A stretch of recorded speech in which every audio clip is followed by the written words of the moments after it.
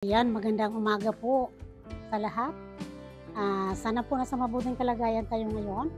At ngayong araw na po ito ay iha-harvest na po natin ang ating cantaloupe na siguro tamang-tama na po ito talaga na i-harvest, parang gulang na. So, ayan, susubukan po natin ngayon at samahan niyo po ako. Welcome po! Welcome po! Sa Buhay Amerika with Ate D.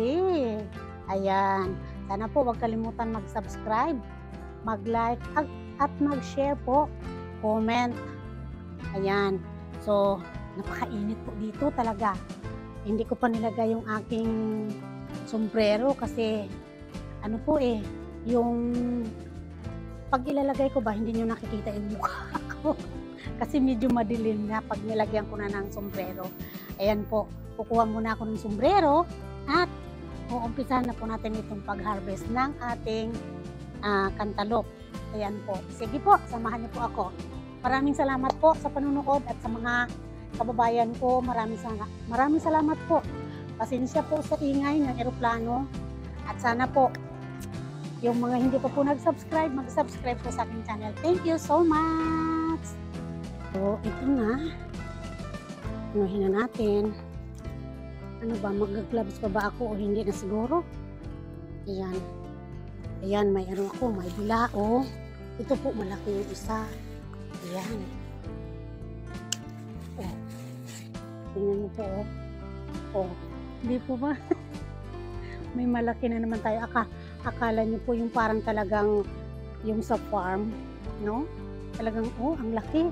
Mabigat po, siguro mga more than 1 kilo ang niya, ang bigat. Ayan, isa pa lang yan. Tapos yung iba maliliit. Hindi ko nga alam kung okay na yun Pero ito, yung isang malaki ulit. Ayan, ay, tingnan niyo po nag-ano na, yung bang may bitak-bitak na. Kasi sa sobrang init po ayan So dalawa. Ano kaya yung isa? No, I mean ito. Kasi hindi pa siya masyadong Hindi ko nga alam kung ano na Tapos ito, ay, tingnan ko po isa. Ito po yung isa, bitak-bitak din. Alam niyo po, ito yung maliit. Ito yung naunang sumibol ng bunga.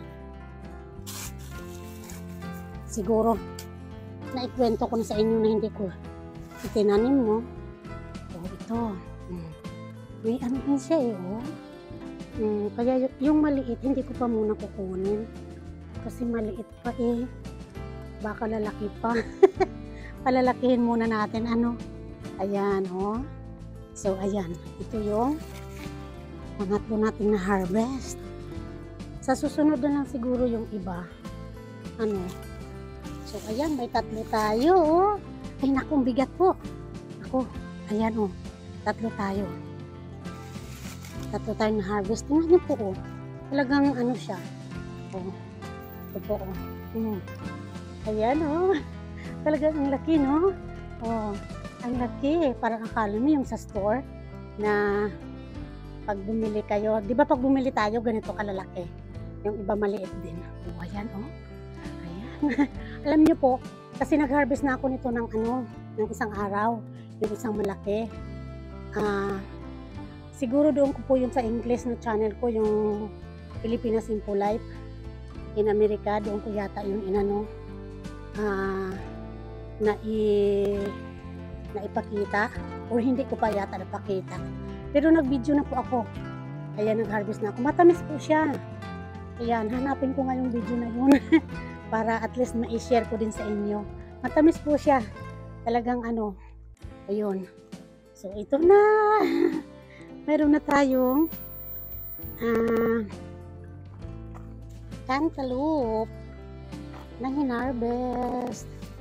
Tapos ito po ay nako. Tingnan po talagang kinain na ng mga ibon. Kinakain pala ito ng mga ibon. Nako, hindi ko alam yun. Hindi ko alam yun na kinakain pala ito ng mga ibon. Kasi ang dami hindi ko kasi Hindi ko siya na-harvest. Sayang, no? Kasi, naku, palagi kasi busy ako. Ang dami kong ginagawa. So, ito po yung sinasabi kong video na pinakita ko doon po sa isang channel ko, yung English channel ko. So, ito, tinikman ko po yon. Nag-harvest ako ng isa. Tinikman ko para kung masarap ba o hindi. Kaya yan po, pinapakita ko lang po sa inyo na natikman ko na po at napakatamis po niya. Talagang napakasarap po. Fresh na fresh. Talaga siya na galing sa yung bagong harvest natin ba. Ayan, salamat po.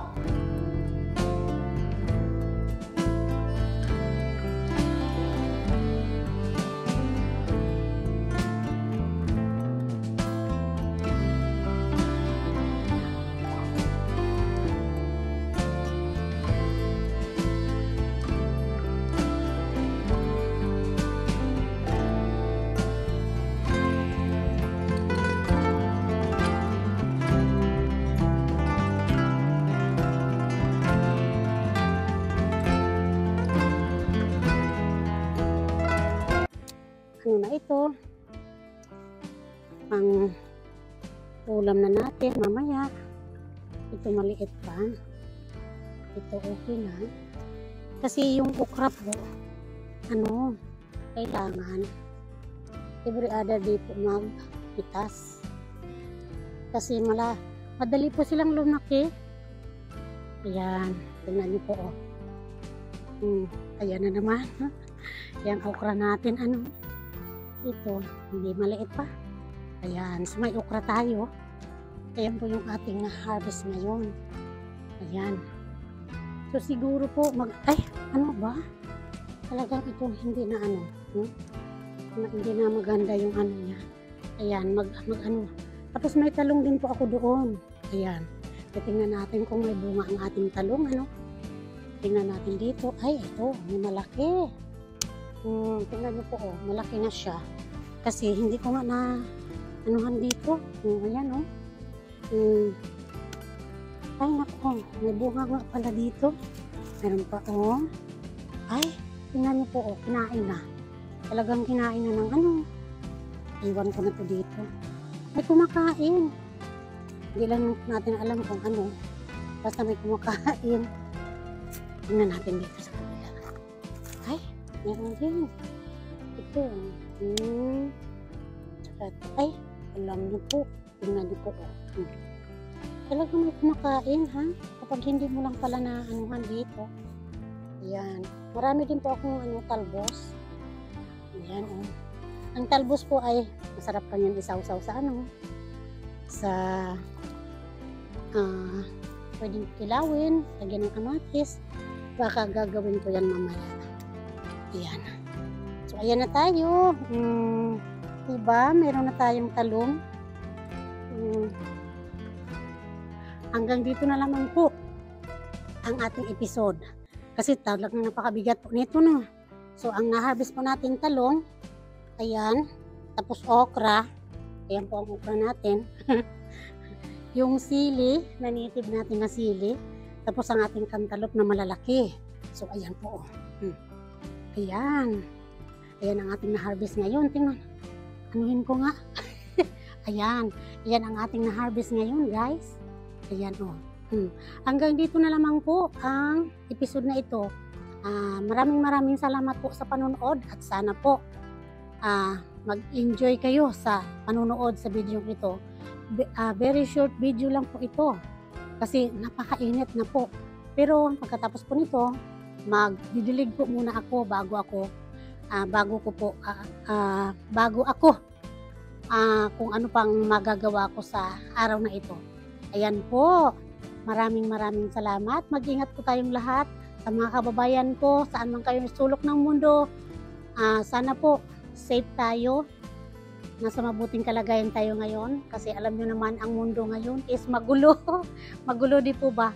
Lalong-lalo na po sa dito or saan man mayroon talagang nangyayaring kaguluhan. Pero sana po safe tayong lahat. Ingat po tayo. Maraming salamat sa panonood at huwag kalimutan mag-subscribe, mag-like at mag-share. Comment down below guys. Thank you so much. Buhay Amerika with Ate D. Ayan po ang ating munting channel. Bye-bye po. God bless.